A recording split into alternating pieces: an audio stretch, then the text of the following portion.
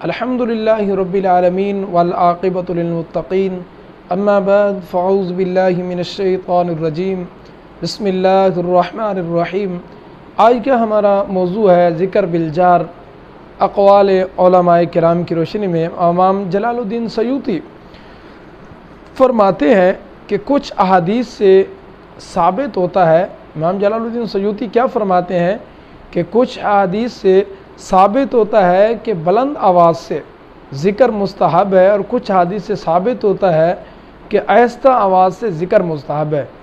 دونوں قسم کی احادیث پر ذکر کرنے والوں کے مختلف احوال کے اعتبار سے عمل ہوگا۔ امام جلال الدین سیوطی کیا فرماتے ہیں ذکر بالجہر کے متعلق کہ کچھ حدیثوں سے تو یہ ملتا ہے کہ ذکر بلند آواز سے ذکر کرنا مستحب ہے، کچھ حدیثوں سے آہستہ آواز سے ذکر کرنا مستحب ہے۔ دونوں قسم کی حدیث پر ذکر کرنے والوں کے مختلف احوال کے اعتبار سے عمل ہوگا۔ اور علامہ ابن عابد الدین شامی رحمۃ اللہ تعالی علیہ فرماتے ہیں بلند آواز سے ذکر افضل ہے۔ کیا علامہ شامی کیا کہتے ہیں کہ بلند آواز سے ذکر کرنا کیا ہے؟ افضل ہے کہ اس میں مشقت زیادہ ہے۔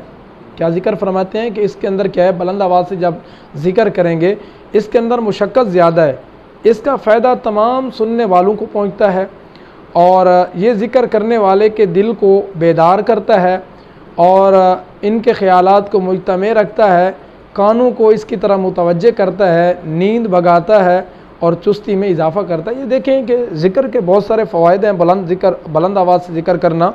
علامہ شامی کہتے ہیں کہ جب بلند آواز سے ذکر کرے گا اس کے اندر ایک تو مشقت ہوگی، اور دوسرا یہ ہے کہ وہ ان کے جو دل کو بیدار کرے گا، اسی کی طرف اس کا خیال جائے گا، اور اس بلند آواز سے ذکر سے اس کی سستی جائے گی، اور اسی طرح ان کو مزید جو نیند وغیرہ کا غلبہ ہے وہ اس سے بلند آواز کے ذکر سے بھی وہ کیا ہے دور ہوگی، اور ذکر کرنے کے بلند آواز سے ذکر کرنے کے بھی بہت زیادہ فوائد ہیں۔